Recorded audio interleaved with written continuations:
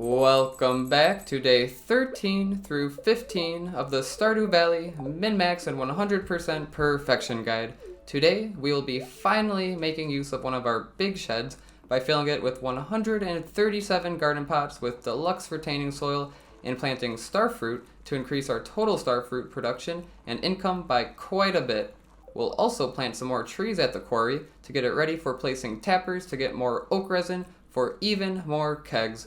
And of course, today is the day of the Egg Festival, so we will be attending that, and we'll also make a couple of gift-giving loops around town to further increase friendship and also gain us a few more girlfriends and boyfriends.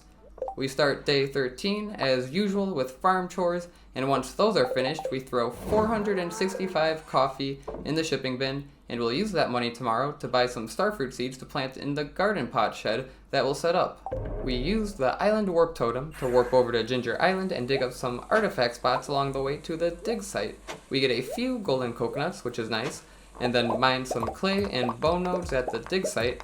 Then we'll start fishing in the river here to try to get the fossilized spine, which can be found by fishing here with a 10% chance. It can also be found by digging artifact spots in the southern beach area with a 25% chance. We do get extremely lucky and receive the fossilized spine on our first fishing cast. Then we take it straight over to the island field office and drop it off, which finishes the large animal fossil collection, rewarding us with 6 golden walnuts and a banana sapling. After this, we head up towards the volcano and dig up a spot marked by journal scrap number 10, and we find another golden walnut and an ostrich egg. Next, we head to the Parrot Express and take it to the jungle, then enter Leo's hut to give him a duck feather.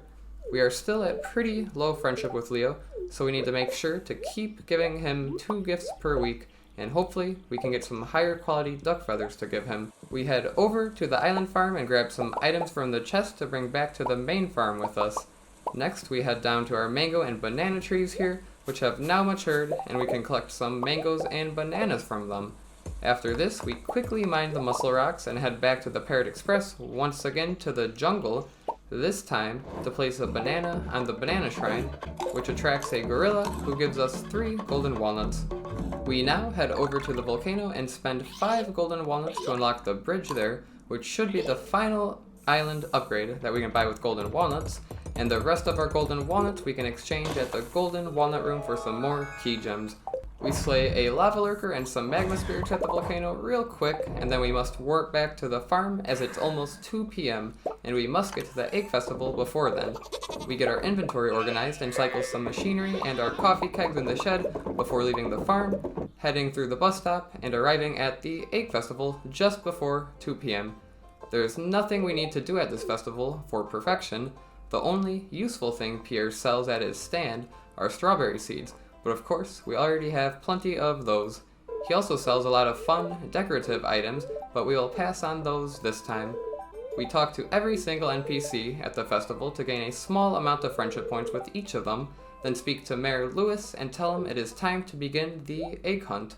I attempt to follow an optimal route to try to collect the most amount of eggs as possible, but unfortunately, the game cannot be paused during this sequence, so I had no time to think about my route. If the egg hunt was done perfectly with the optimal route, I believe a whole 18 eggs can be collected, but unfortunately, I was only able to collect 11 eggs. Oh well, maybe we'll do better next year, but for now, Lewis calls us back to share the result. He cracks that same joke as he does every year, and we end up crushing the other kids' scores and win ourselves a stylish straw hat. We are sent back to the farm at 10 p.m. and we cycle our furnaces and coffee kegs, then head over to our middle big shed, bringing along the 137 garden pots that we crafted last time. We fill the shed with the garden pots, and we'll place down the deluxe retaining soil tomorrow, since we still need to buy some starfruit seeds to fill the pots with. After this, we head down to Cindersap Forest and over to the Wizard's Tower, but we find that it's locked, and I had forgotten that on festival days, pretty much every building is locked, even with having the key to the town. But it's all good though. We chop the hardwood stumps in the secret woods, and then warp back to the farm, where we squeeze in a little more machinery cycling before passing out. We view our earnings from the coffee we sold earlier today, which we'll use tomorrow to buy some starfruit seeds for our garden pot shed.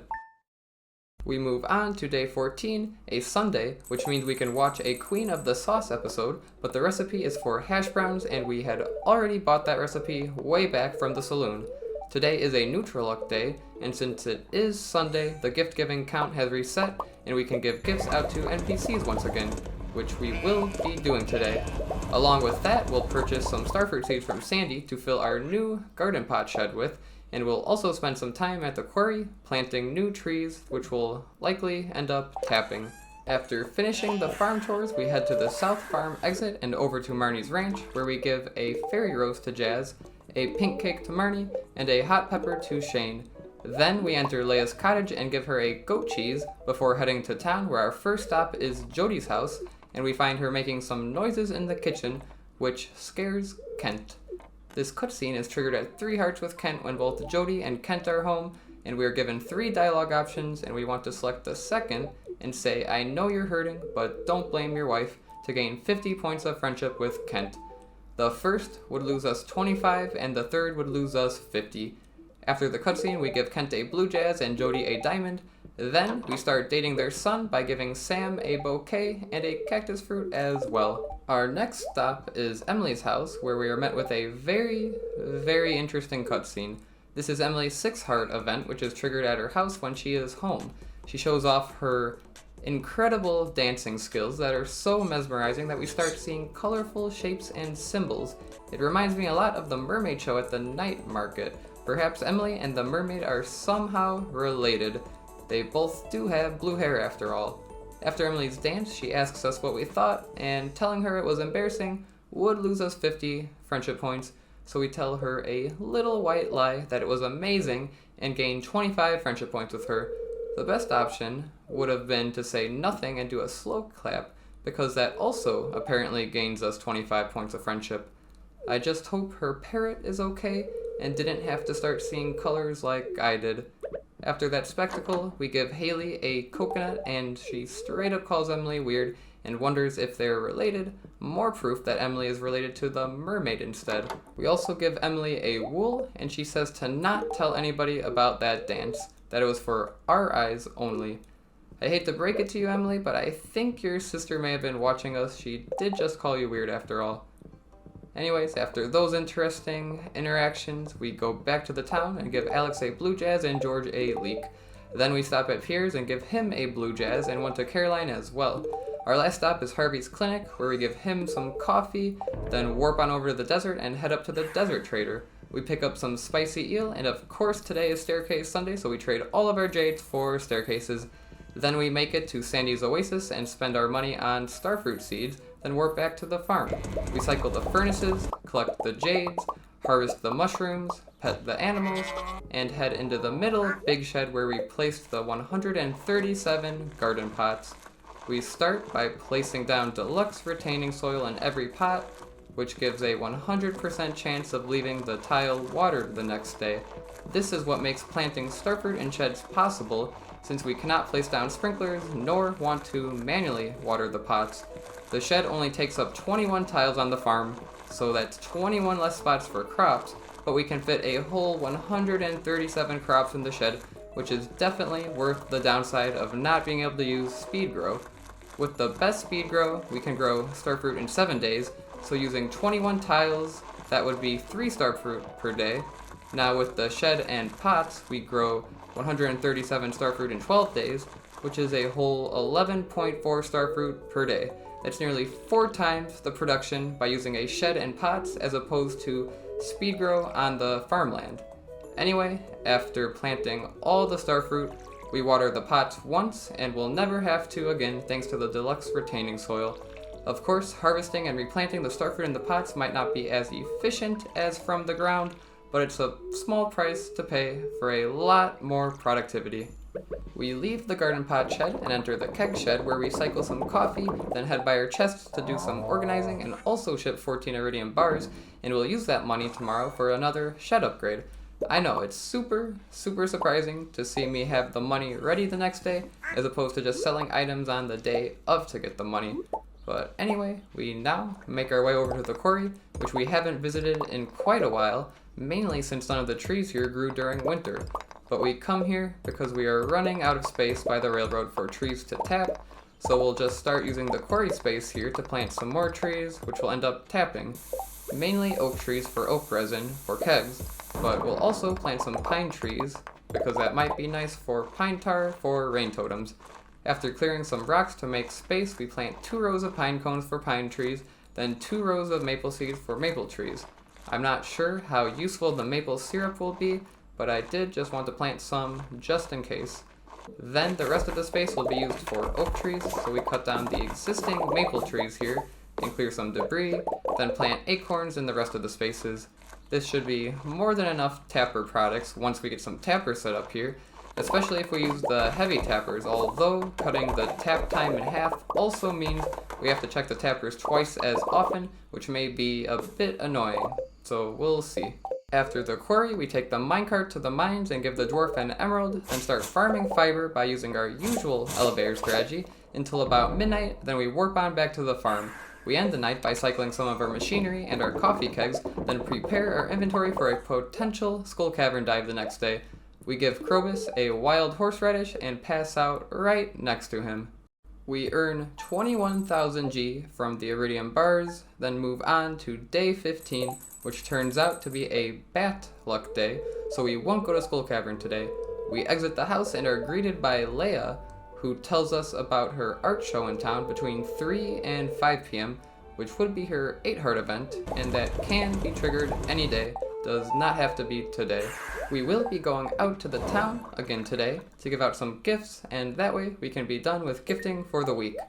After finishing the farm chores, we give Krobus a gift and a hug before leaving, then head out to Cindersap Forest, and before starting our usual gifting loop, we actually head over to the secret woods, picking up some salmon berries along the way.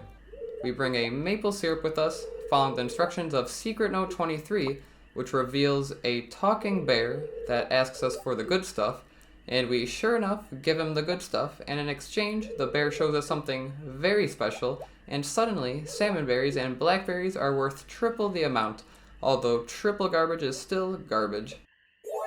Anyway, while we are at the secret woods, it would make a lot of sense to chop the stumps, right? Except to do that, we do need an axe, and our axe is nowhere to be found, so we just leave and begin our gift-giving loop.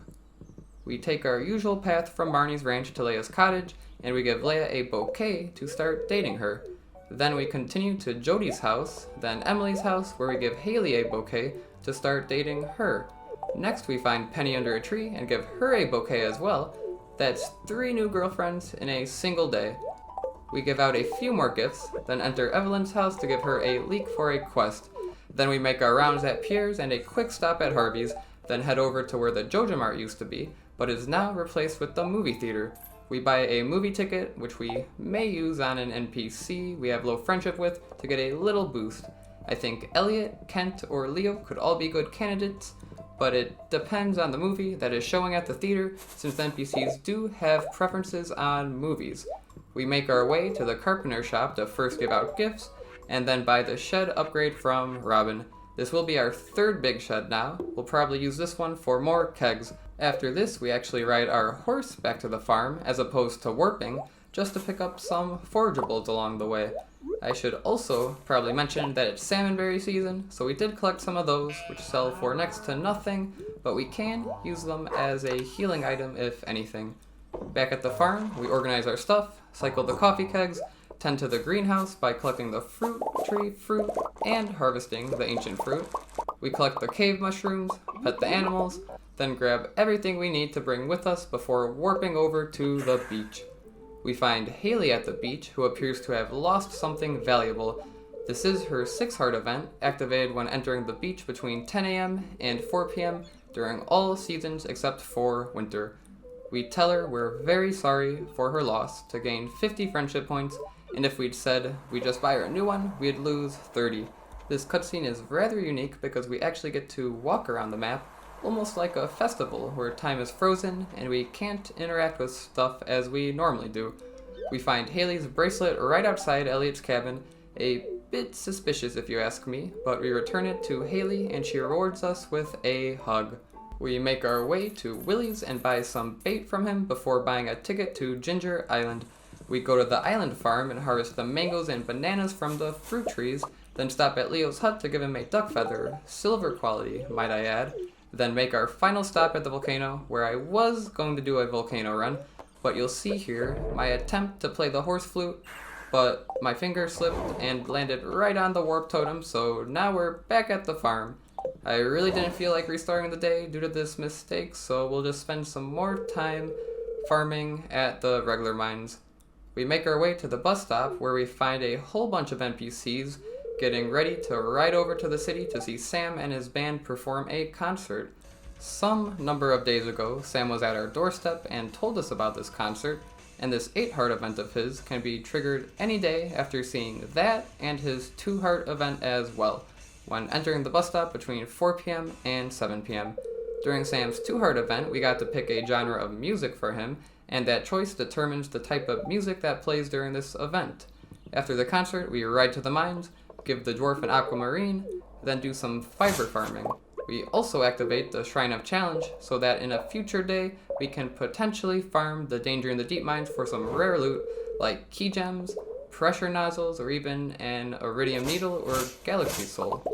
We'll spend nearly the rest of the day in the mines, which will bring us to the end of this day and the end of this video. We'll warp back to the farm around midnight again to give time for some machine cycling and to prepare our inventory for a potential Skull Cavern dive tomorrow. And we will get lucky with a super luck day tomorrow, but not so lucky with a rainy day, which means the Junimos won't harvest our ready strawberries and we'll have to ourselves. We'll also make a quick stop at Ginger Island and pick up a new key quest, which will be Key's Hungry Challenge, which requires us to make it all the way to floor 100 in Skull Cavern without eating any items. We could potentially just use crafted staircases all the way down, but that's not as fun, so we will take on the challenge and try not to use crafted staircases. Next video should be rather interesting because I'm so used to tanking damage at Skull Cavern, so I'll need to adapt a completely different playstyle than normal, which should make for a unique dive. If you're looking forward to that and future videos, please consider subscribing so you can be sure to see them when they come out, and feel free to leave a comment with anything you'd like to share. In the final moments of the day, we craft 5 more kegs, which we place in the keg shed, and cycle the coffee while we're in there. We make it back to the house, and then go to sleep. As always, thank you for watching, and goodbye.